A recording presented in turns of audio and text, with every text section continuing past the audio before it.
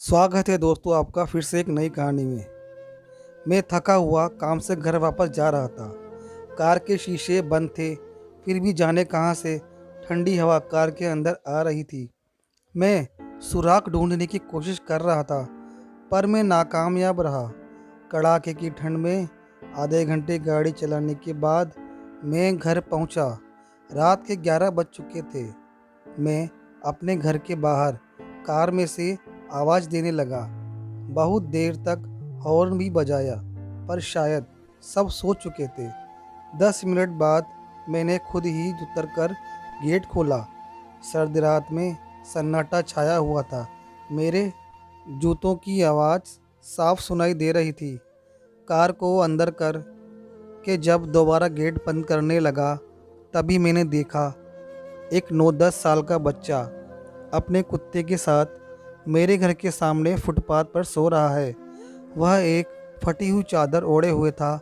उसको ऐसे सोता देखकर मैंने उसकी ठंड को महसूस करने की कोशिश की तो मैं एकदम सकपका गया। मैंने स्वेटर और ऊपर से कोट पहना हुआ था, लेकिन मैं फिर भी ठंड को कोस रहा था। और बेचारा वो बच्चा वहाँ सोया हुआ था। मैं उसके बारे में सोच ही रहा था कि इतने में वो कुत्ता बच्चे की चादर छोड़कर मेरी कार के नीचे आकर सो गया।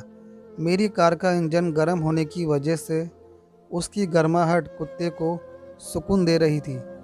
फिर मैंने कुत्ते को भगाने की बजाय उसे वहीं पर सोने दिया और बिना अधिक आवाज़ किए पीछे का ताला खोलकर मैं अपने घर में गया। वहाँ पर मैंने देखा सब लोग सो रहे थे। मैंने बिना किसी को परेशान किए अपने कमरे में चला गया। जैसे ही मैंने सोने के लिए रजाई उठाई, उस लड़के का ख्याल मेरे मन में आया। मैंने अपने मन में सोचा, मैं कितना स्वार्थी हूँ। मेरे पास ओढ़ने के लिए कंबल, चादर, रजाई सब है, पर उस बच्चे के पास एक फटी हुई चादर के अलावा कुछ नहीं था। फिर भी वह बच्चा उस फटी हुई चादर को कुत्ते के साथ बांटकर सो रहा था। मुझे घर में फालतू पड़े कंबल और चादर भी किसी को देना गवारा नहीं था। यही सोचते सोचते न जाने कब मेरी आंख लग गई और मुझे नींद आ गई। अगले दिन सुबह उठा तो देखा घर के बाहर भीड़ लगी हुई थी।